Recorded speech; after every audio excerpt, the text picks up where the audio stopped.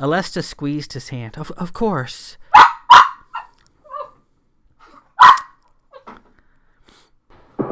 Will you two shut up?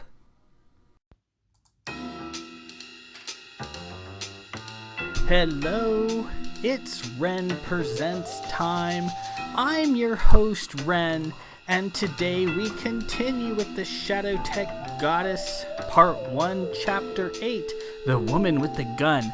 So, last week, we went through a bit of an ordeal. Paymaster Stenstrom entered the labyrinthine cistern of the Shadow Tech Goddess.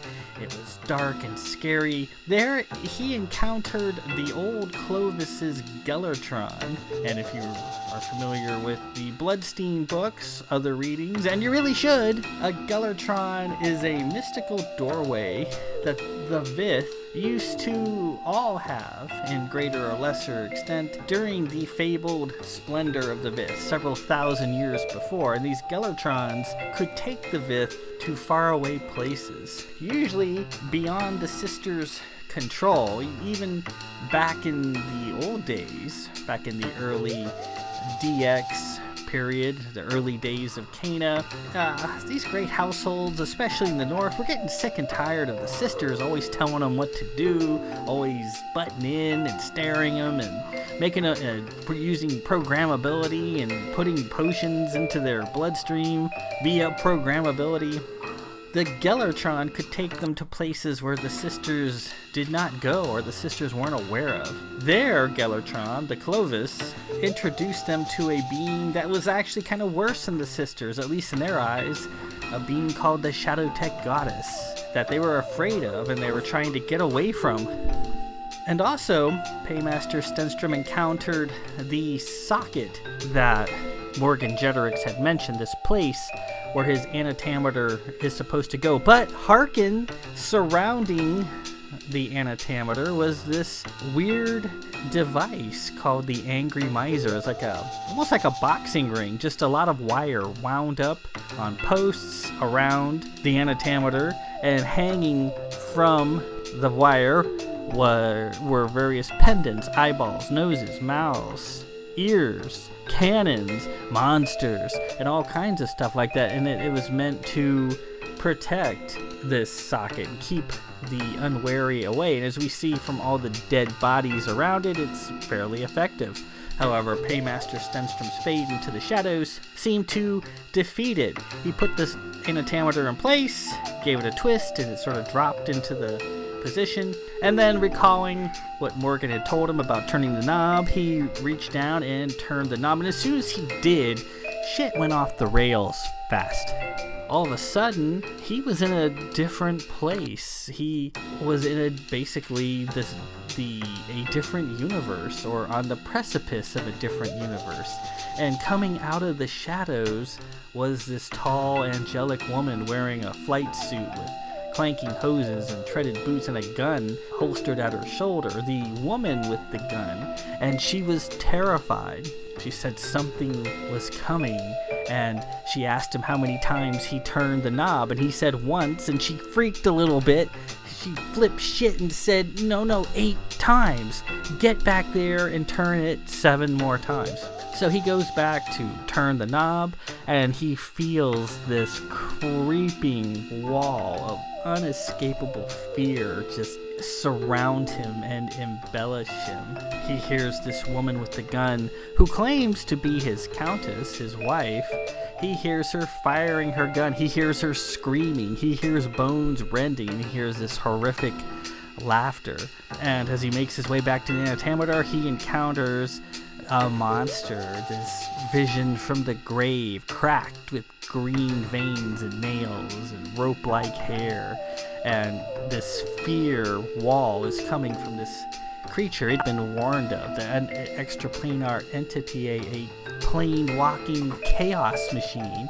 And as soon as that's gone, he returns back to his plane of existence, his universe. There's the Angry Miser again, and this time he's not fading the shadows, and it blows him out of the chamber, and then Kat drags him out, and then that's the end of the chapter. We've seen the woman with the gun before in other books. other Shadowtech Goddess books, she's a common fixture. She always appears in or around the Hall of Mirrors, very mysterious, and it's said in some circles that she herself could very well be the Shadowtech Goddess. Hard to say. Has Paymaster Stenstrom felt the Wall of Fear is not really something you can cope with. It doesn't matter how brave you are or how stout or resolute, you will be driven to your knees, and if you're lucky, your heart won't stop beating in your chest. It's that bad. There's really nothing you can do about it. The only way around it is to get some sort of arcane protection or arcane help.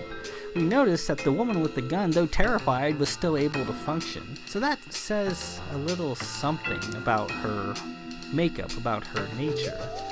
Maybe she isn't quite what she presents herself to be. There's something of the arcane about her. Well, we will find out a little bit more about the woman with the gun in this chapter, Chapter 8, The Woman with the Gun.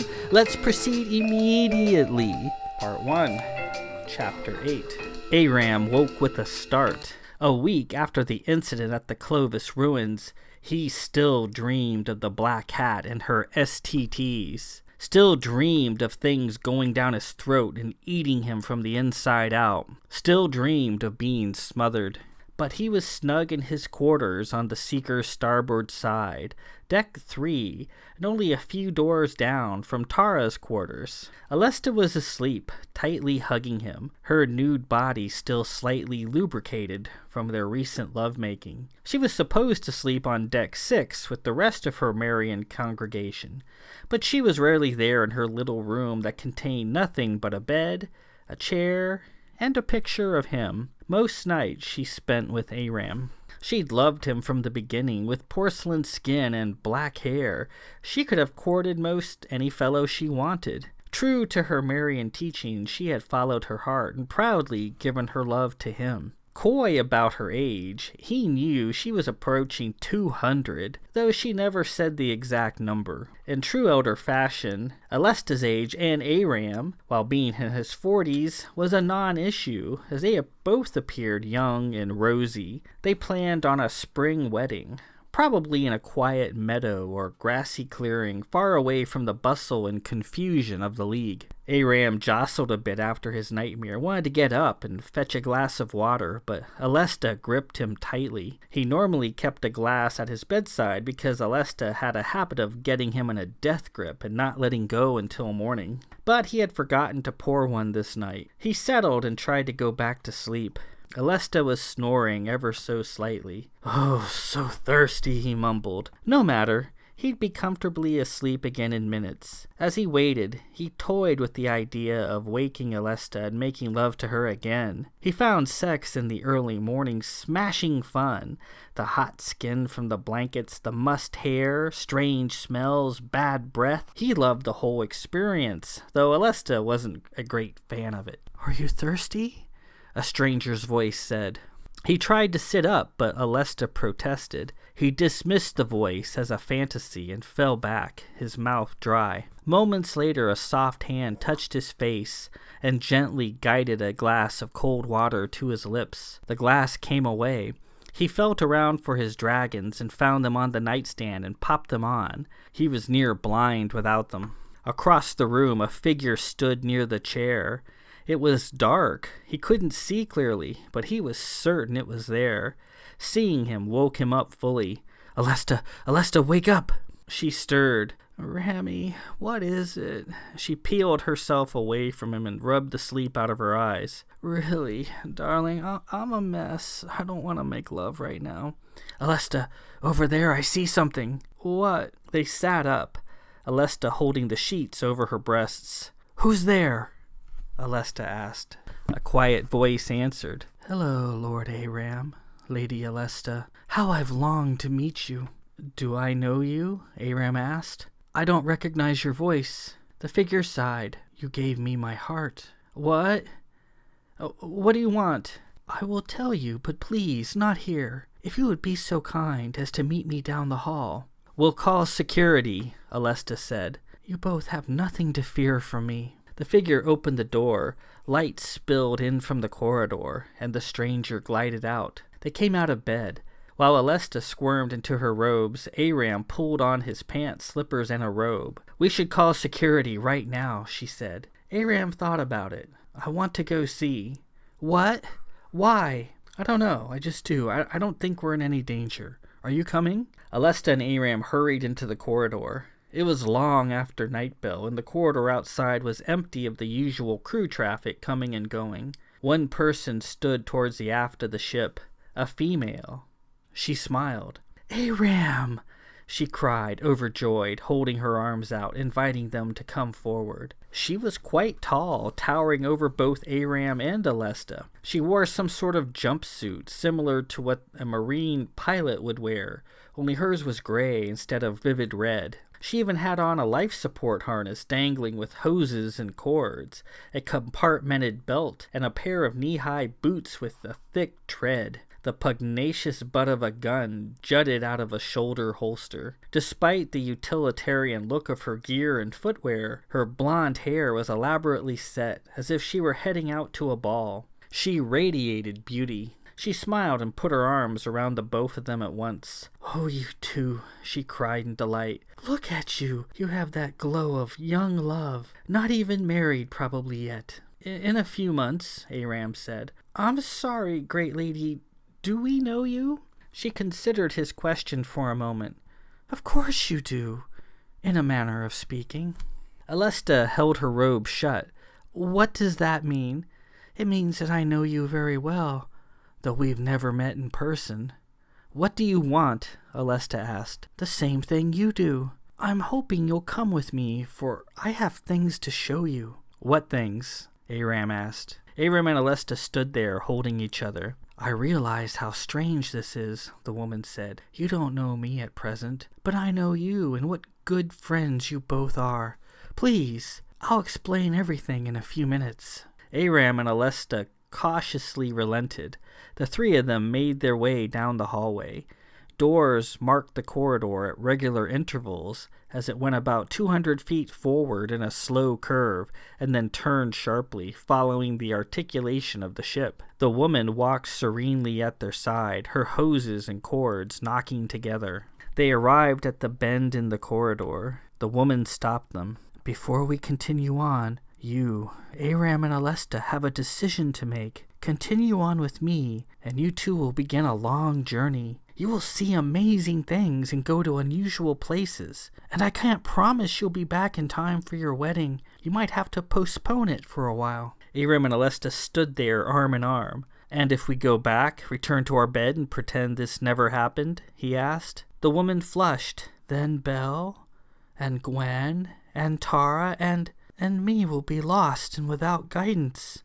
All of us, myself most of all, need you. I have come to you because in all these worlds, you two are the most commonly the same. You always find each other. Do you know how rare and wonderful that is? I beseech your love and wisdom." A tear fell down the woman's beautiful face. "In all honesty, were I in your position, I think I might turn around and go back to bed. The choice is yours." A-Ram and Alesta turned to each other and silently debated the matter. The woman watched them, her concern showing in her face. "Well then," A-Ram said, "if we can be help to those we love and count as dear friends, then we can put off our wedding for a bit. What is a wedding but a day? We have our whole life together after all." The woman smiled and placed her hand on her heart. "Oh, such true friends. Come with me then. I promise when this is done, you'll have such stories to tell your children someday." Hand in hand, she led A-Ram and Alesta around the corner and disappeared. And with that, we conclude Part 1, Chapter 8, The Woman with the Gun. So in other stories, we saw that the guide to the various versions of Paymaster Stenstrom is always A-Ram and Alesta. They are working at the behest of the woman with the gun, this mysterious woman who seems to always be associated with the Hall of Mirrors. And the Hall of Mirrors has a very distinctive shape. It always has a corridor and then a crossing one. Though it can look different, the geometry is usually the same. So we see here, they're walking down the ship's corridor and then they reach a crossing corridor. And that, when you see that, when it's actually explained that way in the books, you can bet your bottom dollar that they are actually in the Hall of Mirrors, even though it can look like anything. It can look like the ship or just a stone corridor. It doesn't matter. But its shape usually fits in somehow. We see A-Ram and Alesta guiding Paymaster Stenstrom, giving him tasks to do and so forth. They did it in the Cat book. They did it in Stenabel. They're doing it in the other Shadow Tech Goddess books that I haven't read yet. Sometimes they get pretty weird. And they even eventually become demons, so to speak. They become V-Dogons, means if you fool around too much in the Hall of Mirrors, you develop impassibility in time. And what that means is you have always existed from the beginning of time to the end. It doesn't matter when you were born. If you become impassible of time, you have always existed and you always will. And if you fool around too much in the Hall of Mirrors, that's what's going to happen. And you technically become a demon, a V-Dogan, and A-Ram and Alesta eventually become demons. And that doesn't have a negative connotation, so to speak. They're not mean or evil, but demons don't have to be, but they can still create a lot of chaos. So we have to deal with that in future books. I'm still working on. I'm getting around to it. About halfway done. I'm changing my mind. I do that. Anywho, that chapter was only 5 pages long. We have part 1, chapter 9, Old Friends Returned. And I'm thinking I'll just go ahead and read that one too, because we're getting close to the end of part 1, and then we will be in part 2, which is called The Loves of Paymaster Stenstrom, the First Turn. Let's see if we can knock this out. This is 11 pages, so this is going to add a little bit to our time, but I think it's worth it. Let's do this. Let's continue immediately. Part 1, chapter 9, Old Friends Returned. Paymaster Stenstrom was concerned. A-Ram was late for his shift at the helm. He was never late, and he was never early either. He was always right on time, stepping onto the bridge at 6 bells without fail, always in his dapper fleet uniform in dragons. Junior helmsman Fittimer, a lady of the House of Widmark, was rousted from her rack by Ops to man the helm in A-Ram's absence. Then Ops informed the captain of his helmsman's missing status. Stenstrom and Gwendolyn immediately went to A-Ram's quarters. Along the way, they passed Tara's quarters. Stenstrom banged on her door. "What?" came a sleepy voice from the other side. Tara didn't usually rise for another 3 bells. "Get your butt up, Tara. We can't find A-Ram." "I'll be there in a second," she said, knocking around on the other side. They continued down the corridor and knocked on A-Ram's door. There was no answer. Stenstrom banged his fist on the door. "A-Ram, are you all right?" No reply. "I'm concerned," Gwendolyn said. "Perhaps he's suffering ill effects from his encounter with the STTs in Clovis. I know I've had some odd dreams since Clovis." Stenstrom hadn't said anything, but he hadn't fully recovered from the Clovis ruins. The STTs, the fight with the Black Hat, the hole in the ground he dimly remembered venturing into, and the missing anatometer. Something happened in that hole, something important, something undone. 2 words stuck out in his head: wife and countess. And those words taunted and stung him. Gwendolyn nervously toyed with her fedula. "Calm," she said, looking up at the ceiling. "Calm here, ma'am. Check the dispensary. Please inquire if Lieutenant A-Ram is there." "Aye, ma'am." There was a momentary pause. "He's not there, ma'am. His MAGA locator indicates he is in his quarters." Gwendolyn reddened.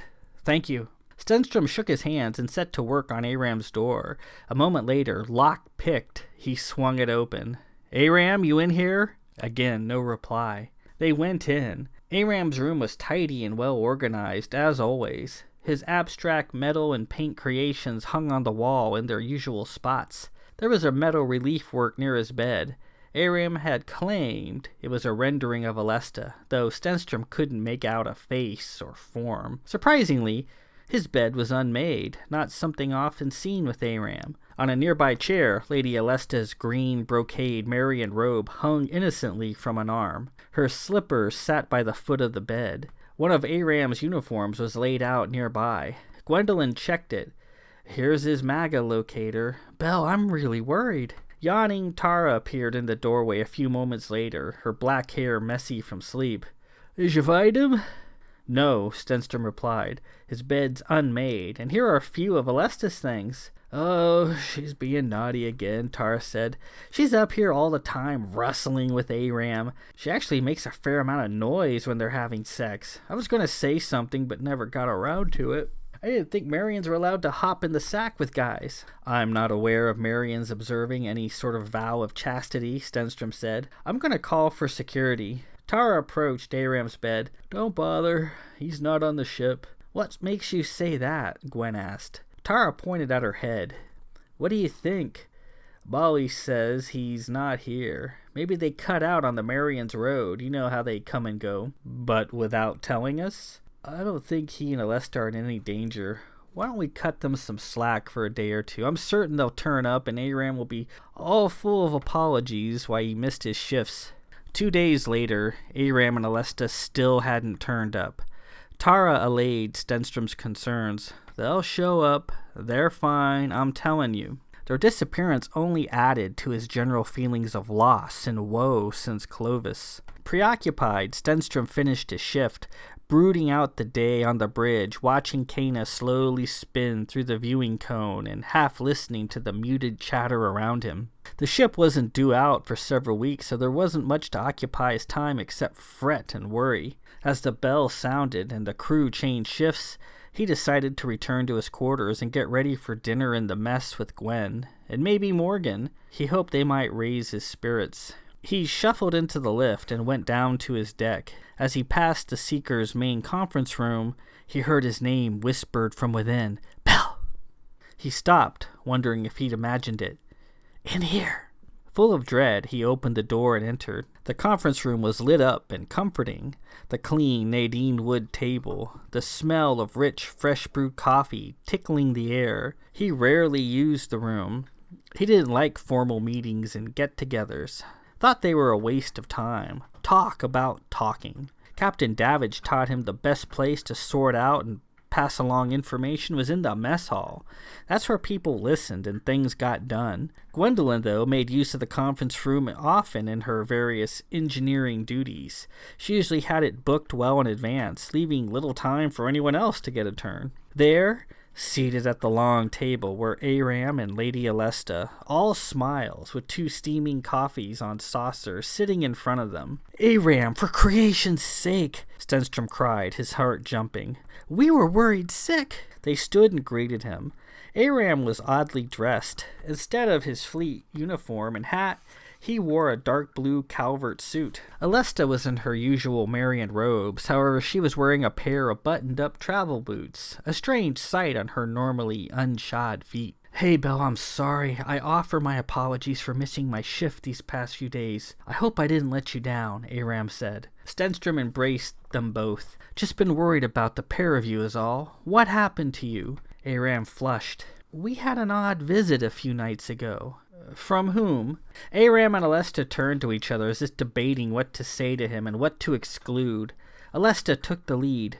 "We were contacted and asked to go on a long journey. We couldn't refuse." Stenstrom felt something tug on his heart. "You're leaving? Leaving the Seeker?" Alesta laughed. No, of course not. The Seeker is our home. A new friend of ours asked us to help her, and we intend to do just that. Our task here today is to provide you with crucial information and guidance, and we have to make certain we properly relay it to you. It's an oath we made." "Who asked you to relay this information?" Alesta reached down and rubbed her feet. Then she removed her boots and kicked them aside. "I used to love shoes, but then I became a Marian, and after 150 years of bare feet, I hate them." A-Ram wandered into the kitchenette. "Want some coffee before we get started, Belle? We might be here for a while." "I suppose so. Thanks." As A-Ram worked, Stenstrom turned to Alesta and took her hand. "So what's this all about?" "We know what happened at Clovis, Belle. All of it. We know you've been beset by feelings of guilt and remorse. You don't know why you feel that way, but we do, and we're here to tell you what happened and that it's not your fault. You couldn't have been prepared." "Prepared for what? What happened?" Alesta closed her eyes. "Your countess died there." Deep inside, Stenstrom winced, but outwardly he remained unmoved and cheerful. I wasn't aware I had a wife. You do, Belle. She struggled for words. As a trained sorcerer, I'm no stranger to the arcane and the bizarre. I'm certain I'll be able to listen objectively. Alesta squeezed his hand.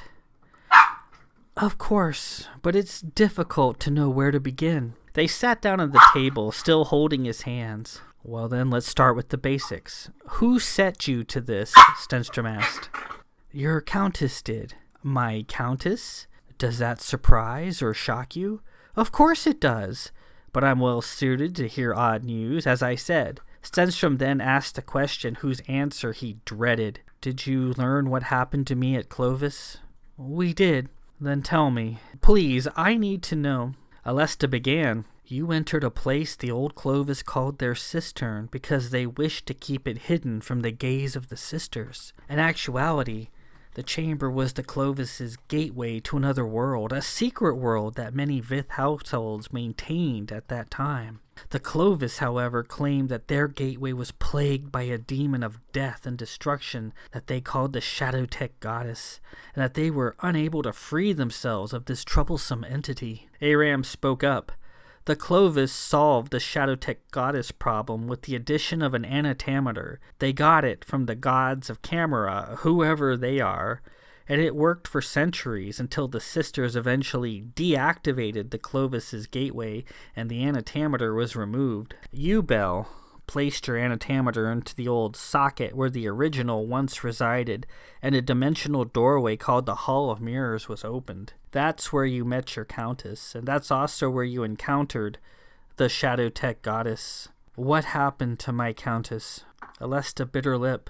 She died. The Shadowtech Goddess killed her. Stenstrom was crushed. Why didn't I stand and fight with her?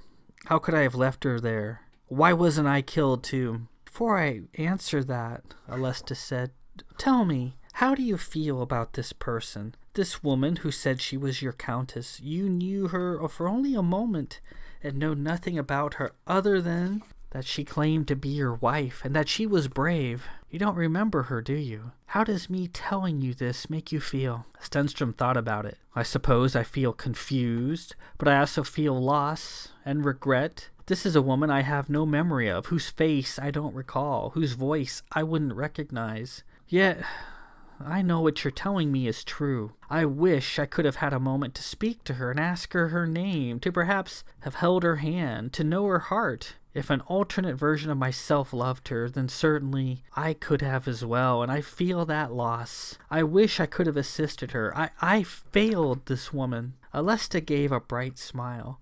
I knew it. You have this light about you, Belle. I feel it. You care for a woman you can't even remember. That's why we agreed to postpone our wedding and go on this odd journey, because you deserve our help. He tried to assimilate what Alesta and A-Ram had just told him.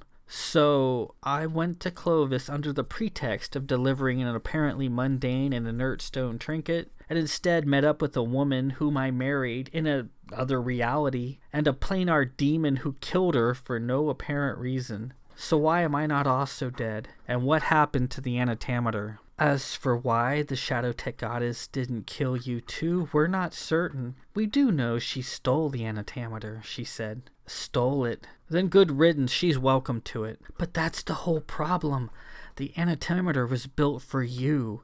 It has a knob at the top that takes 8 clicks to make a full revolution, Alesta said. Why was it made for me? We're not sure, and we don't know who made it either. We were told you were supposed to turn the knob at Clovis 8 times. Doing so would have rendered it inert. We think you only turned it once, A-Ram said. Gwen checked it over. She dismissed it as an uninteresting rock, and all of my arcane instrumentality took no notice of it either. He felt defeated, negligent, and culpable. He should have known better, been better prepared. It was just a bloody trinket. A-Ram reached into his coat pocket and pulled out a folded piece of paper. The anatometer is a centerpiece of a place scholars call the Hall of Mirrors. The Hall of Mirrors is an access point from one plane of reality to another. It's like the pressure hatch between 2 cars and a land train. Have you ever ridden on one of those? Stenstrom shook his head. great lords did not ride in land trains. Okay, look, you have plane of reality A and plane of reality B, and the only way to get from one to another is through the Hall of Mirrors. It has general characteristics, but no set appearance. It can look like anything. I guess that's why it's called the Hall of Mirrors. We've been through one, Alesta said. To us, it looks like a plain stone corridor. A stone corridor. That jogged his memory a bit. He remembered something about a dark corridor and someone standing there in the dark with him and the wall of fear that filled it. He remembered trying to raise his ints. He remembered screaming. Look here. It has two distinct regions, sort of like a T shape. That's how I think of it, A-Ram said, pointing at the picture on the paper. The Hall of Mundane is the stick of the T. That's where you came from, the safe hall. The top part of the T is the Hall of Possibilities. That's the dangerous one. A-Ram tapped the page again. There's the antimatter and the junction between the stick and the top. We have been told that people, and in some cases various extraplanar entities, attempt to cross the planes of reality. I guess that's supposed to be pretty dangerous. With the antimatter there, they can't cross. What does this have to do with me? Stenstrom asked. Bell? We're in the Hall of Mirrors right now, A-Ram said. Right now? Why? Because you placed your antimatter and didn't turn the knob all the way, and until you do, you and everyone in close proximity with you are stuck in the Hall of Mirrors. The only way to get out of it is to finish turning the knob. Until then, it's going to follow you wherever you go, Alesta said. Stenstrom scanned the conference room. It was quiet and secluded, far from the usual noise and bustle of the ship, save the occasional muffled passing of crewmen outside. The far wall was lined with floor-to-ceiling windows, admitting cheery starlight. On the opposite wall, several paintings hung, one of Captain Davidge, Countess Sigillis, and Lieutenant Kylos, the previous commanders of the ship and dear friends of Stenstrom, one of Lord Milos of Probert, the ship's designer, and a smaller, dour one of Captain Gona of St. Paris, the most recent captain. At the far end of the room was a small parallel corridor with a bathroom to the right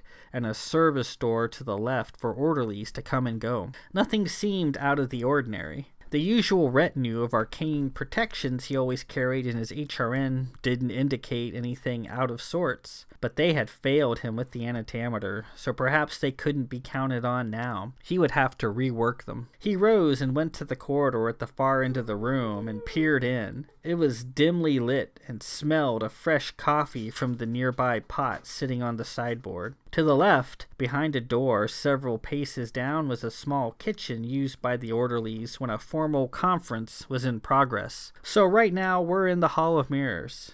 Yes, Alesta said. According to the drawing, to the left is the next plane of existence, correct?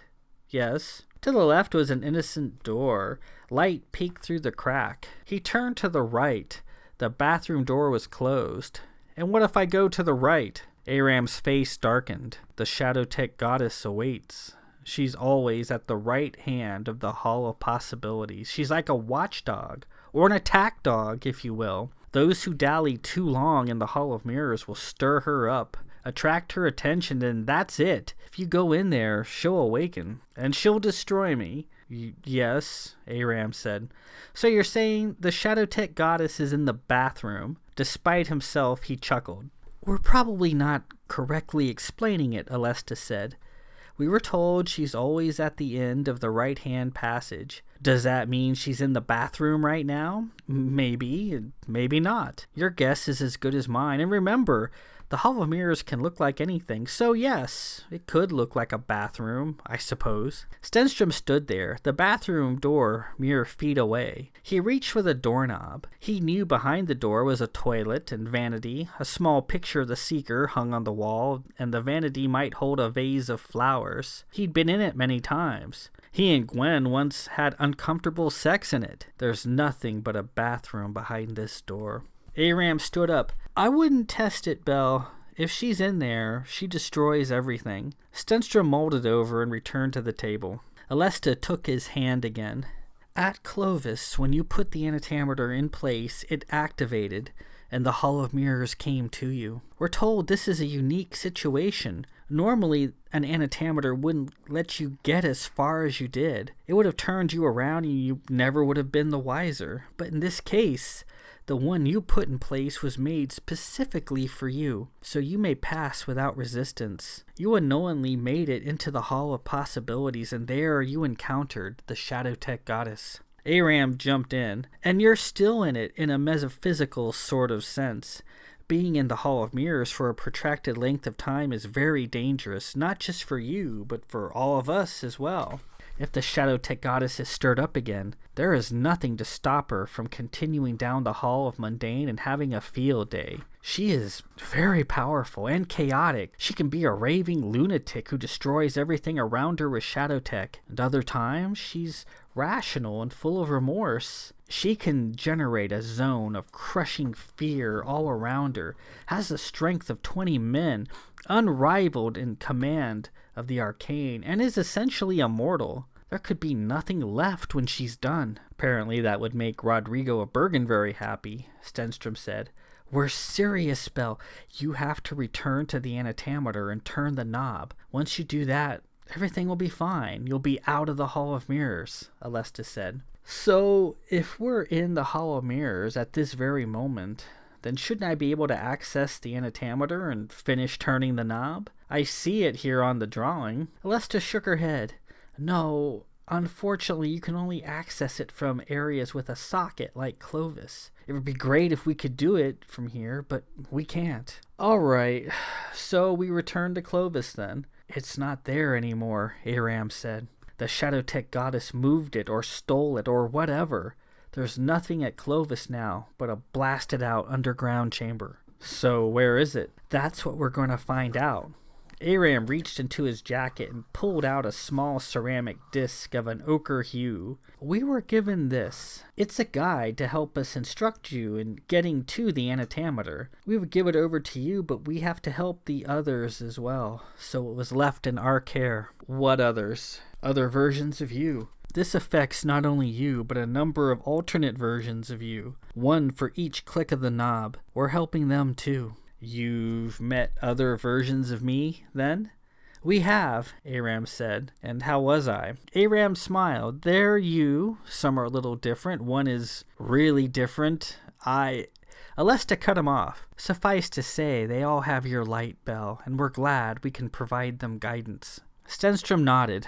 Then they're in safe hands. Back to this disc here. Tell me what it does. A-Ram scratched his head.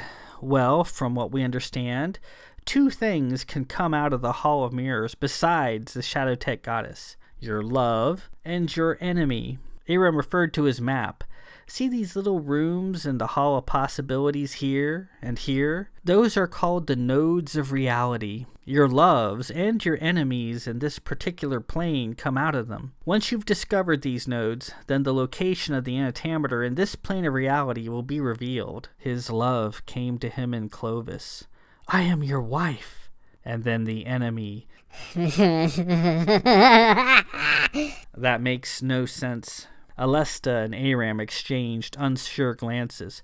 Well, we're still trying to puzzle this out ourselves. This is new to us too. I'm sure as this goes on, we'll get better at it. Alesta shuffled in her seat. Actually, Belle, despite this situation, I've been rather looking forward to this. In the next hour or so, we're going to find out who your loves are. Their names will appear on Rami's disc. Then, we'll know where to go next. She tapped her fingers against the table, betraying excitement. And, what's more, the first person who walks in here will be your love in this plane of reality. Let me see that, please. A-Ram laid the disc on the table and Stenstrom picked it up. It was a saucer-sized ceramic disc that was mostly plain and unadorned. It looked like a similar construction to the antimatter. This disc is going to reveal all of that. Yes. Stenstrom's first inclination was to be rather skeptical. However, after Clovis, he knew not to disregard anything, no matter how innocuous. He noticed a line of tiny printing. Deck 6, Conference Room, Seeker. I take it this means that at this moment, the conference room is where we discover where the antimatter is located. A-Ram nodded. As we understand it, yes, after your love and your enemy have been revealed. And with that, we conclude Part 1, Chapter 9, Old Friends Returned. We see A-Ram and Alesta beginning their guidance for Paymaster Stenstrom in the service of the woman with the gun. And at this point in the story, they're still new to this, and they've been given a lot of information, and they're trying to relay it as best they can. They're not quite sure what they're doing. They did tell Paymaster Stenstrom that right now he is in the Hall of Mirrors. And you notice again how I go into great detail about the physical geometry of this conference room. How it's a long conference room. At the one end is a corridor going left and right. So that familiar shape again, the shape of the Hall of Mirrors. And I kind of had fun putting a bathroom at the end of the right end of the corridor, and if you go down there and open the door, is the Shadow Tech goddess waiting to spring out of the bathroom? Who knows? That's just a metaphorical thing, but it could be. She might come out of there. They tell him that he has to finish turning the knob of the antimeter, and in order to do that, he has to locate the antimeter. It's not just there in the hall of mirrors with him, waiting for him to turn it. That would be too easy. That would have been end of story. And I actually had to puzzle over that. Like, okay, how do I defeat this particular plot hole? If I don't come up with a plausible solution, then that's game over for the story. It's game over. It's done. It's totally done. So I came up with, well, it has to be in a certain socket or you can't really interface with it. So that saved me in this case. And they tell him that his loves and his enemies come out of the Hall of Mirrors. And as they sit there, they're going to find out who the loves of Paymaster Stenstrom are and who his enemies are. And furthermore, they said the next person who enters the conference room will be his love on this plane of reality. Now, there's lots of potential candidates. There's Gwen. There's Morgan Jeterix. It could be anybody. It could be Tara. She could walk in and be his love, and he's, Tara is his friend and doesn't really consider her anything but a friend, like a sister and so forth. But we will see. And then once all 7, and there's 7 of them, of his loves have been revealed, then they'll know where to go to continue looking for the antimeter. So their whole goal is to get to the antimeter, wherever it might happen to be in the universe, it could be anywhere, and finish turning that knob. And they tell him he, in Clovis, was attacked by the Shadow Tech goddess. And we'll see if that information is actually correct or not as we continue on. Next chapter, Part 1, Chapter 10, Waiting for a Lady. And so we're going to find out these 7 individuals. We're going to find out who they are, what order they go in, and should be fun. Alesta's all excited. She's a romantic at heart. So we're going to find that out next chapter. Part 1, Chapter 10, Waiting for a Lady. And we're almost done with Part 1. And then we will proceed to Part 2. Only 2 chapters left. In the meantime, this is Ren Presents. I am your host, Ren. Peace out. I apologize for my 2 dogs. I swear they're nocturnal. It's almost 1:45 in the morning, and they're rough and ready. They are hard at it, playing left and right. And as you heard, they tend to make a lot of noise. Anywho, peace out.